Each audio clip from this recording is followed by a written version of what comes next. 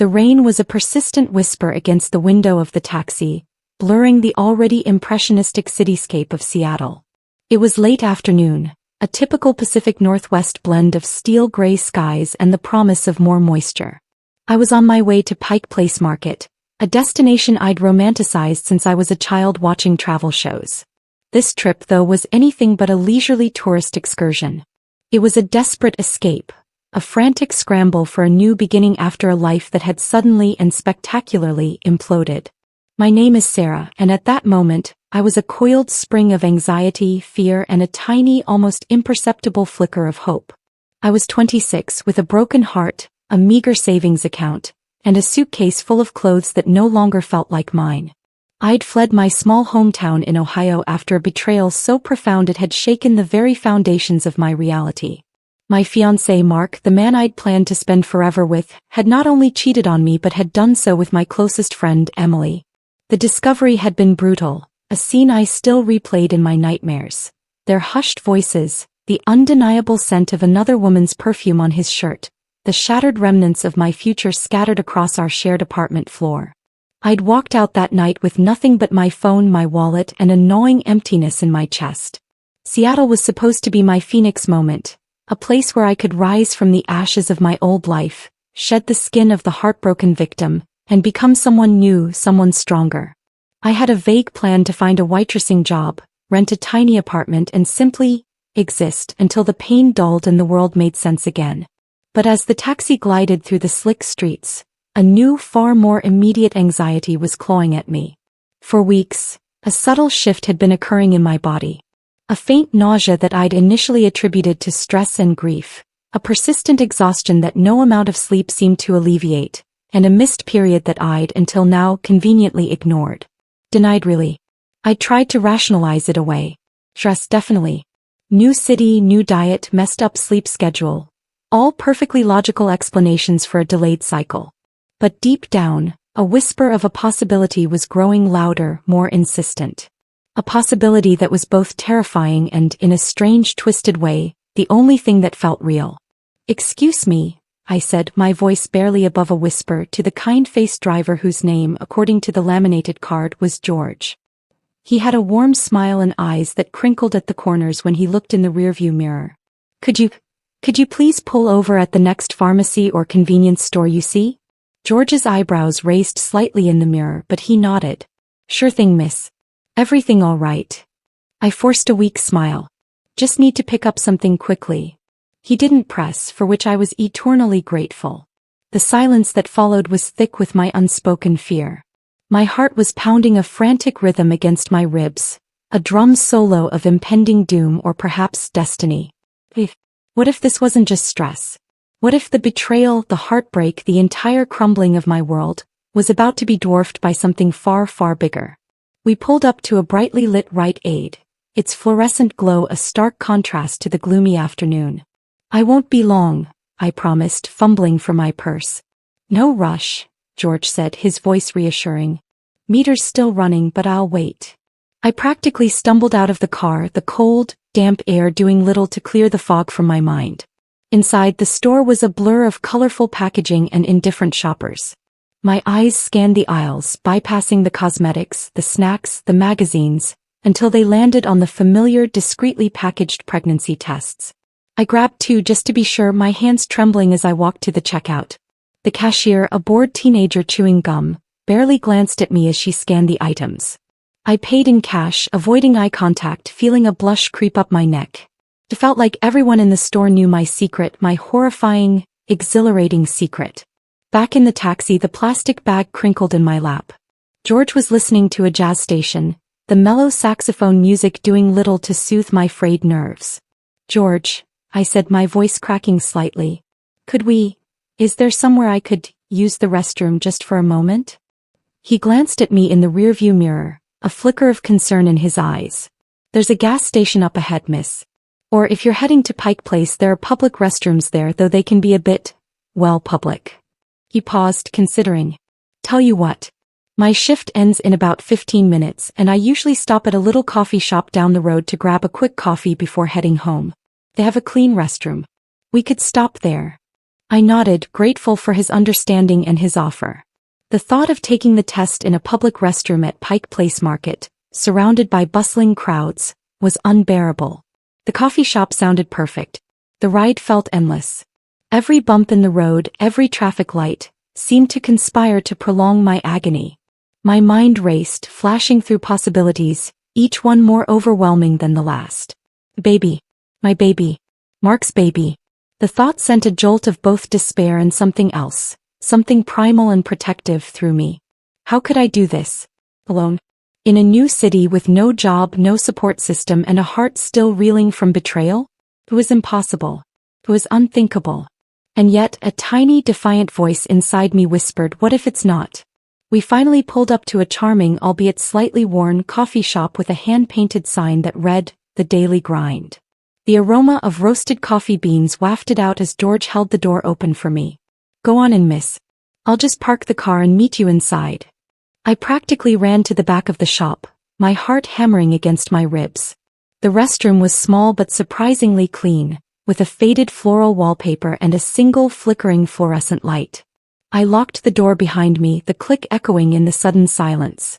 My hands shook as I tore open the first box. The instructions were simple, straightforward, but my mind felt like a tangled mess of fear and anticipation. I followed them mechanically, my breath held captive in my chest. Then I waited. The seconds stretched into an eternity. Each tick of the invisible clock amplified the thumping in my ears. I stared at the small plastic stick, willing it to show a single line, a clear, unambiguous negative. It would be a relief, a confirmation that I could still escape, still rebuild my life on my own terms. It would mean that Mark's betrayal hadn't completely obliterated my future. But as I watched, a faint, undeniable second line began to appear. It was pale at first, almost translucent, but then it deepened, solidifying into a clear, undeniable positive. Positive. My breath hitched. The word echoed in my mind, an earthquake rumbling through the foundations of my carefully constructed denial. I slumped against the wall, the plastic stick still clutched in my hand, my vision blurring with sudden tears. Not tears of sadness, not exactly. More like tears of sheer, unadulterated shock. And something else, something profound and unsettlingly beautiful. A tiny spark of awe. I took the second test. Just to be absolutely, unequivocally sure. I needed confirmation, undeniable proof that my world had truly shifted on its axis. And just like the first, the second line appeared, bold and resolute, leaving no room for doubt. I was pregnant. Alone in that tiny restroom, surrounded by the faint scent of disinfectant and coffee, my world had just imploded again, only this time, it was to make way for something entirely new. Baby. A tiny, vulnerable human being who was entirely dependent on me. Me who felt utterly lost and adrift in a city where I knew no one. A choked sob escaped my lips. I closed my eyes, pressing my forehead against the cool, tiled wall. The weight of it all was crushing. The responsibility, the fear, the sudden, overwhelming realization that my life was no longer just my own. It belonged in part to this tiny, unseen presence growing inside me. I don't know how long I stood there, lost in a whirlwind of emotions. Panic, despair, a flicker of something that felt suspiciously like protectiveness. The jazz music from the taxi outside had faded, replaced by the distant rumble of city traffic. I heard a gentle knock on the door. Miss. George's voice, kind and hesitant. Everything all right in there? Just wanted to make sure you were okay. My heart leaped into my throat. The first person to know. The first person to truly know my secret, my terrifying, wonderful truth was going to be my taxi driver. The irony wasn't lost on me, even in my disoriented state. I took a deep, shaky breath, splashing some cold water on my face. I looked at my reflection in the mirror.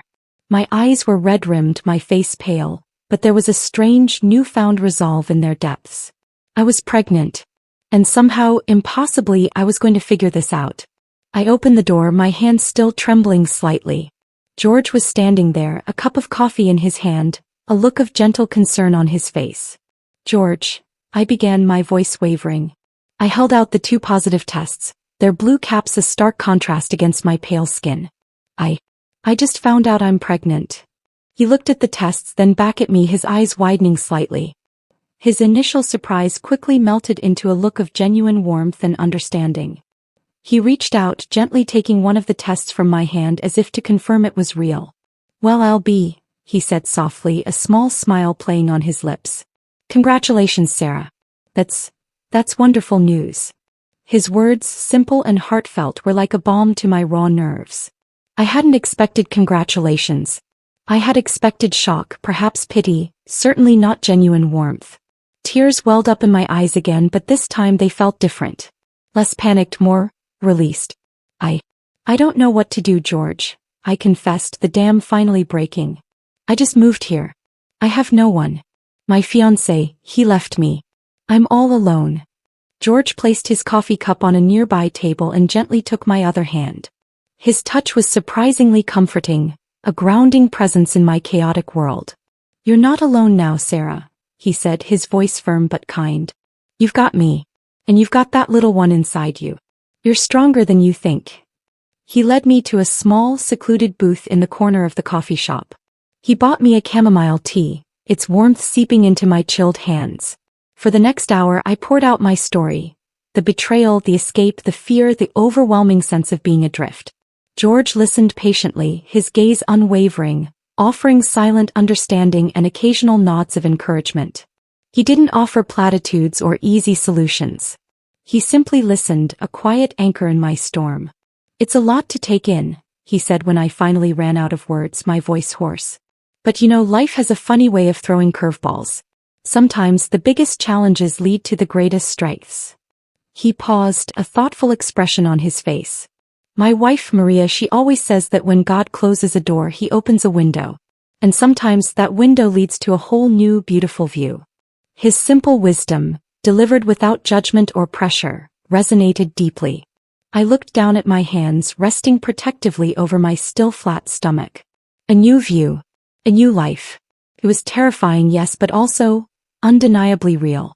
"So," George said, breaking the silence, a twinkle in his eye. "Pike Place Market can wait. What do you need to do now, Sarah? What's the first step?" And in that moment, with a stranger's kindness as my unexpected compass, I felt a tiny seed of hope take root. I was pregnant, alone in Seattle, but I wasn't entirely alone. I had George, my accidental confidant, and I had this tiny, miraculous life stirring within me. The journey ahead was daunting, unimaginable, but for the first time in weeks, I felt a flicker of something beyond despair. I felt a whisper of strength. I was going to be a mother. And somehow I was going to be okay. I looked at George, a grateful smile spreading across my face. "I need to find a place to stay, George. A job. And I need to figure out how to be a mom." He nodded, a genuine smile returning to his face.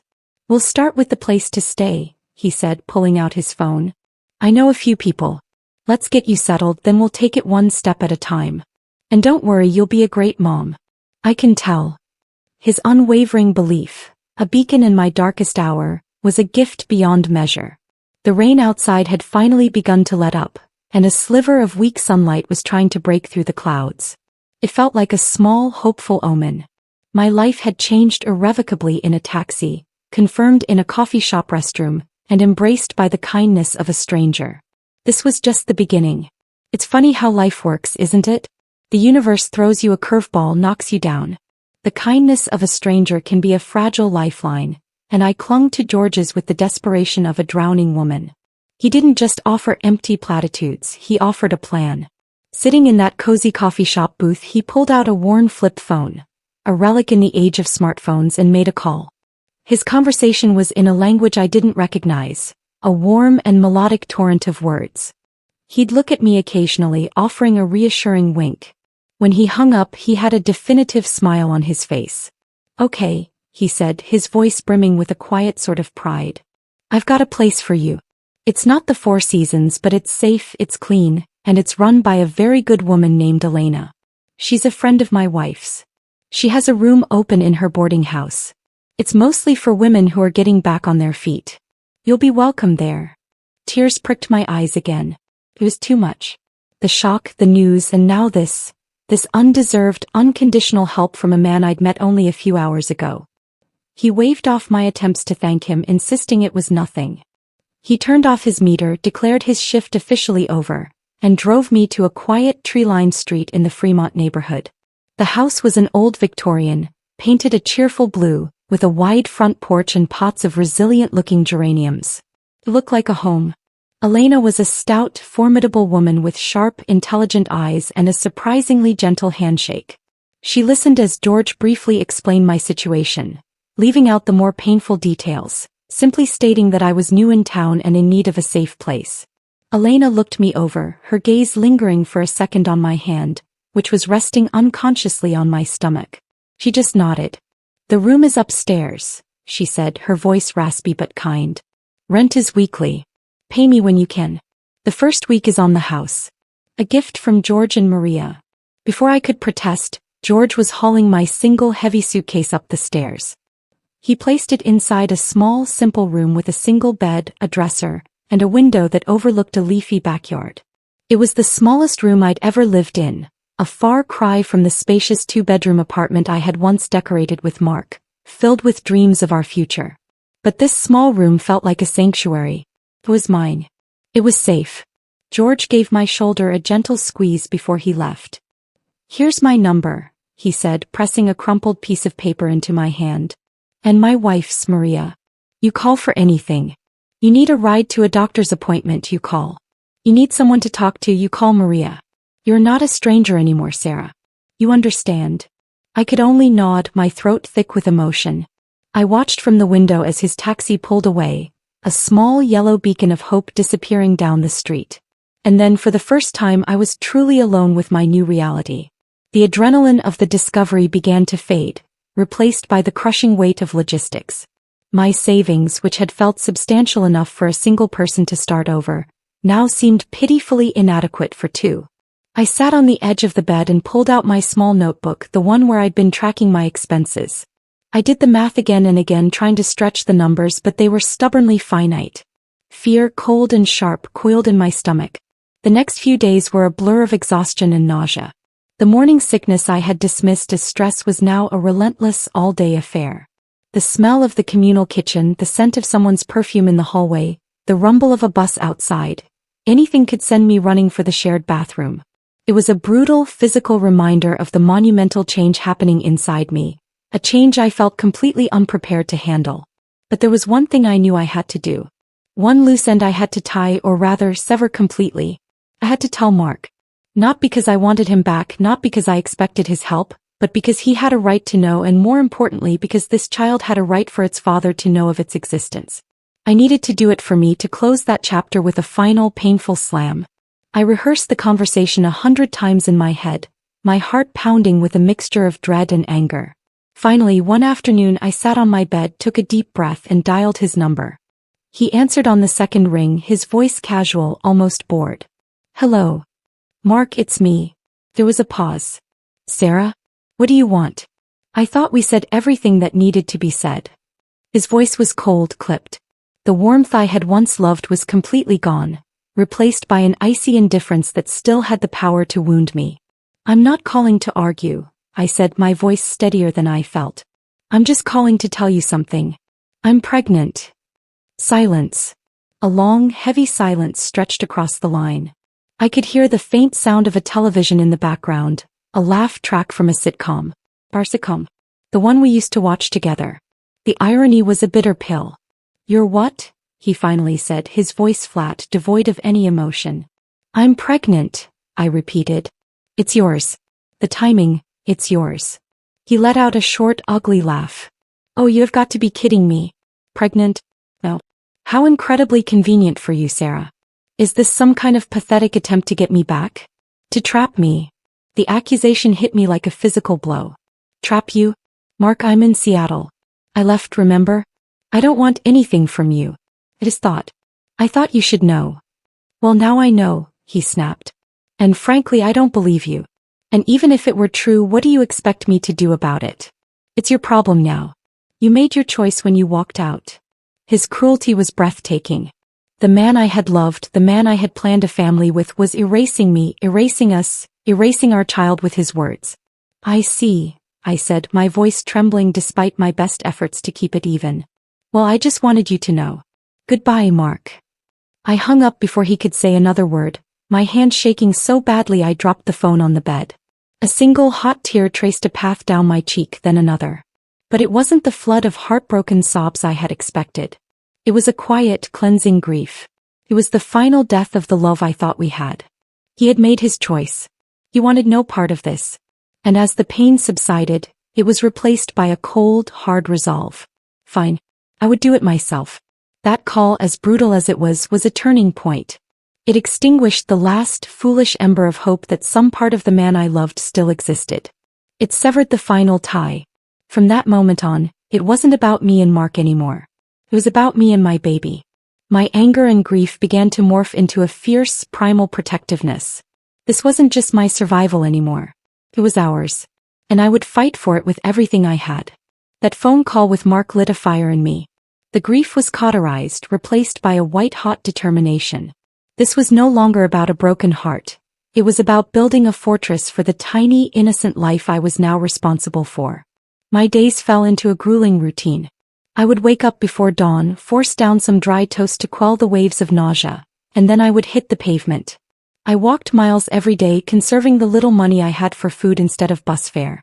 I filled out applications at diners, coffee shops, bookstores, and retail stores. I smiled until my cheeks ached, projecting a confidence I was nowhere near feeling. But the rejections piled up. Some were polite, some were dismissive.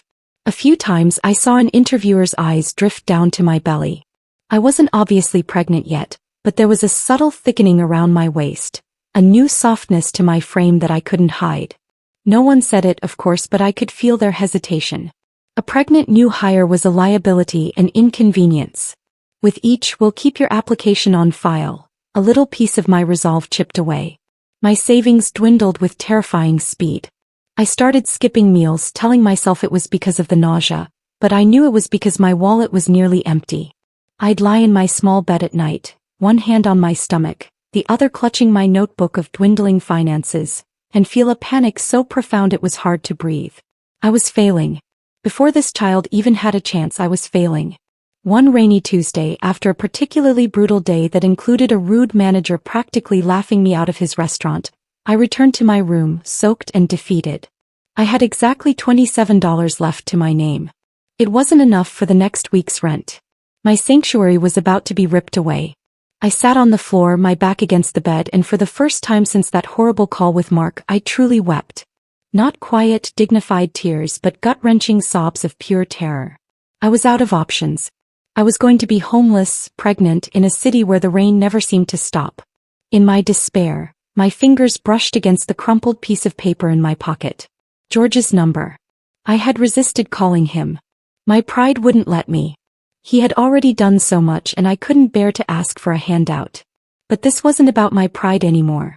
My hands shaking, I dialed the number. A woman answered, her voice warm and accented. "Hello." "Hello," I stammered. I'm looking for George. My name is Sarah. He gave me this number." "Ah, Sarah," the voice exclaimed with genuine warmth. "This is Maria, George's wife. He has told me all about you. He worries, you know. He says, is she eating? Is she okay? How are you, dear?" Her kindness was so unexpected it made me choke up. "I'm okay," I lied, my voice thick with unshed tears. She wasn't fooled. There was a pause and then she said with a gentle firmness, "No, you are not. You sound like my daughter when she's trying to be brave. Listen to me. You're coming for dinner. Tonight. I'm making lasagna. George will be home in an hour. I will not take no for an answer. I will text you our address." Before I could protest, she had hung up. A few seconds later, a text with an address pinged on my phone. It was only a 15-minute walk. Felt like a sign. I washed my face, put on my only clean sweater, and walked through the drizzling evening to their home. Their apartment was small and filled with the incredible smells of garlic and tomato sauce. It was cluttered with family photos, handmade blankets, and a sense of lived-in love. George greeted me with a bear hug that lifted me off my feet, and Maria pressed a glass of milk into my hands, tooting over how thin I was. Over a heaping plate of the best lasagna I had ever tasted, my carefully constructed walls crumbled. I told them everything. The fruitless job search, the dwindling money, the terrifying prospect of being homeless. I confessed my deepest fear, that I wasn't strong enough to do this, that my baby deserved a better mother than me. Maria reached across the table and took my hand, her own worn and calloused from a lifetime of hard work. Nonsense, she said fiercely. A mother's strength is not something you have. It is something you find when you need it. You have it. You just need a chance to use it. She looked at George, a silent conversation passing between them. Then she turned back to me. I work as a cook, she said, in a little Italian restaurant downtown. Bel Canto. The owner, Mr. Rossi, he is an old man, very kind. His hostess just quit to go to college. And his arthritis is bad. He needs help with the prep work in the mornings. Chopping vegetables, rolling dough. It is not glamorous work. But it is a job. A steady paycheck. Hope, so fierce and bright it felt painful, exploded in my chest. Do you think, would he consider me? I will talk to him tomorrow, Maria said with a decisive nod. You be there at 10 a.m. Ask for Mr. Rossi. And you tell him Maria sent you. The next morning I walked to Bel Canto with a sense of purpose I hadn't felt in weeks. The restaurant was a cozy, old-world place with checkered tablecloths and Chianti bottles holding dripping candles. Mr. Rossi was a tiny, bald man with a huge, white mustache and the kindest eyes I had ever seen. I told him Maria had sent me. He sat me down, poured me a glass of water and simply asked, "Can you work hard?" "Yes," I said, my voice clear and strong. "I can work very hard." He looked me over, his gaze soft. "Maria told me about your situation. About the little one on the way." He smiled gently. "My wife, God rest her soul, she was pregnant with our first son when we opened this place. She was rolling meatballs right up until the day he was born. This place was built on the strength of a mother." He stood up and held out a hand. "You can start tomorrow. We'll see how you do." And just like that, everything changed. Bel Canto became my home. Mr. Rossi became the grandfather I never had. The staff became my family. I spent my mornings in the kitchen, the rhythmic work of chopping and kneading a soothing balm to my anxious soul. In the afternoons I worked as the hostess, greeting guests, my growing belly a source of joy rather than shame. The customers, many of them regulars, cooed over my pregnancy, offering unsolicited advice and knitted booties. For the first time I felt like I was part of a community. I was no longer Sarah, the abandoned victim. I was Sarah from Bel Canto, the hard-working, expectant mother. The months flew by. I saved every penny I could. George and Maria helped me find a small studio apartment I could afford, and they, along with Mr. Rossi, helped me furnish it with second-hand treasures. My life was small, simple, and more beautiful than I could have ever imagined. One crisp October morning, 9 years after that fateful taxi ride, I stood with my son Leo at the entrance to Pike Place Market. He had my eyes but a spirit all his own, bright, curious, and full of laughter. His hand was warm in mine as we watched the fishmongers toss giant salmon through the air. "This is the place, buddy," I said, crouching down to his level. "This is where I was going the day I found out you were coming." His 9-year-old face scrunched in concentration. "In the taxi?" "In the taxi," I confirmed with a smile. I pointed across the street.